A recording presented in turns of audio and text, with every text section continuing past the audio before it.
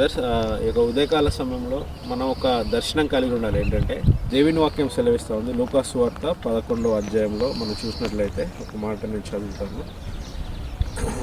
మీలో తండ్రి అయిన వాడు తన కుమారుడు అడిగితే చేపకు ప్రతిగా పామునిచ్చిన, గుడ్డును అడిగితే తేలునిచ్చిన, పరలోకమందు మీ తండ్రి తన్ను అడుగు వారందరికీ పరిశుద్ధాత్మను ఎంతో నిశ్చయంగా అనుగ్రహించుచున్నాడు. హల్లెలూయా.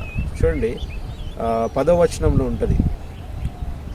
9వ వచనం, లూకాసు వార్త 11వ అధ్యాయం 9వ వచనం. అటువల్ల మీరును అడుగుడి మీకు ఇవ్వబడును, వెదకుడి మీకు దొరుకును, తట్టుడు మీకు తీయబడును. అడుగు ప్రతివానికి ఇవ్వబడును, వెతుకు ప్రతివానికి దొరుకును, తట్టు ప్రతివానికి తీయబడునని నిశ్చయముగా చెప్తున్నాను. అంటే దేవుడు అంటున్నాడు మనం వెతకాలి. ఎలా వెతకాలి? ఇప్పుడు ఆకలితో ఉన్నవాడు వెతుకుతాడు.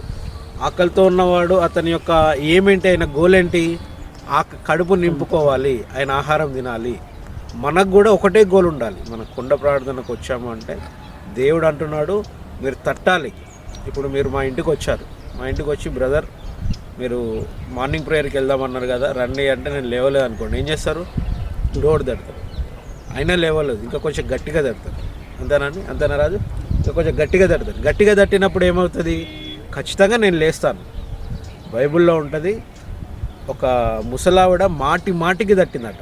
మాటికి తట్టడం ద్వారా ఏమైందంటే ఆ డోర్ ఓపెన్ అయింది. ఆయన ఎందుకు ఈమె నన్ను మాటికి తడుతుందని ఆమె కావాల్సిన ఆహారాన్ని ఆ యజమానుడు ఇవ్వడం జరిగింది. కాబట్టి దేవుడు అంటున్నాడు వెతుకు వారికి నేను దొరుకుతాను.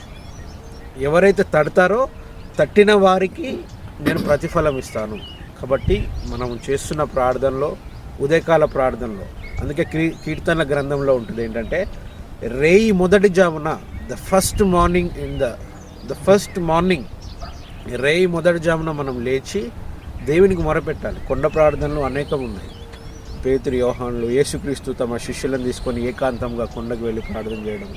అదేవిధంగా పాత నిబంధనలు చూసుకుంటే స్త్రీ తన కన్యత్వాన్ని గురించి కొండ మీదకి వెళ్ళి ప్రలాపించడం. ఎన్నో ప్రార్థనలు కొండను గురించి ఉన్నాయి. కొండ అనేది ఒక ప్రత్యేకత. కొండ అనగా దేవునితో ఒక బలమైన సంబంధం, ఏకాంతంగా దేవునితో రిలేషన్ ఏర్పాటు చేసుకుంది. కాబట్టి దేవుడు అంటున్నాడు ఏంటంటే అడుగు ప్రతివానికి ఇవ్వబడును. ఇప్పుడు నా కుమారుడు వచ్చి నన్ను అడుగుతాడు, నాకు చాక్లెట్ ఇవ్వు, నాకు బిస్కెట్ ఇవ్వు, నాకు కావాల్సింది ఇవ్వు, నాకు అది కొని ఇది కొని, ఏంటి అడుగుతాడు. మాటికి డాడీ మారం చేస్తాడు, అడుగుతాడు. ఎందుకు?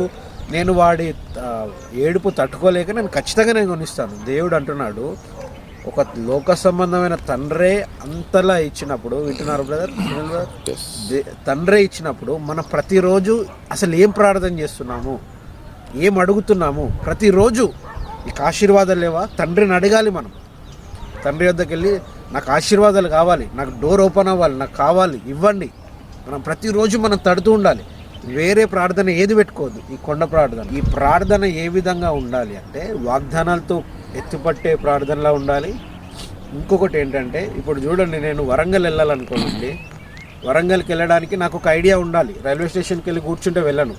ఏ ట్రైన్ ఎక్కితే నేను వరంగల్ వెళ్తాను, ఆ ఐడియా నాకు ఉండాలి. హల్లెలూయా.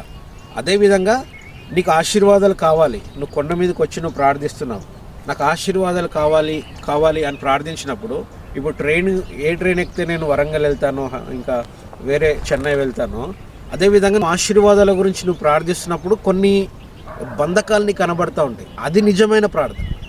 మనము ఏదో అనుకొని మనం చేయడము నిజమైన ప్రార్థన కాదు. కానీ ఒక దాని మీద మనం కాన్సన్ట్రేట్ చేసి మన మనసు దాని మీద లగ్నం చేసి ఎప్పుడైతే మనం ప్రార్థిస్తూ ఉంటామో దేవుడు దాని మీద ఉన్న బంధకాలను మనకు చూపిస్తూ ఉంటాడు. ఆ బంధకాలను మనం ఏం చేయాలంటే మత్తయి సువార్త 18:18 ప్రకారము మనం బంధిస్తూ ఉండాలి. దేవుడు అంటున్నాడు నువ్వు ఏది బంధిస్తే అది పరలోకంలో బంధించబడును, నువ్వు ఏది విప్పితే అది విప్పబడును.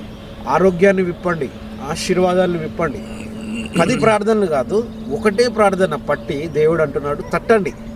తడుతూ ఉంటే ఏది శ్రేష్టమైనదో దాన్ని ప్రతిరోజు అదే మనం చేస్తూ ఉంటే పేతురు, యోహానులు ఉదయకాలం లేచి 3 గంటలకు వాళ్ళు ప్రార్థనకు ఏ విధంగా వెళ్ళి చేస్తున్నారో ఆ విధంగా దేవుడు గొప్ప కార్యాలు జరిగిస్తాడు. ఈ యొక్క ఉదయకాలపు శుభములు, ఆశీర్వాదములు మీ అందరికీ కలుగును గాక. May God bless you all.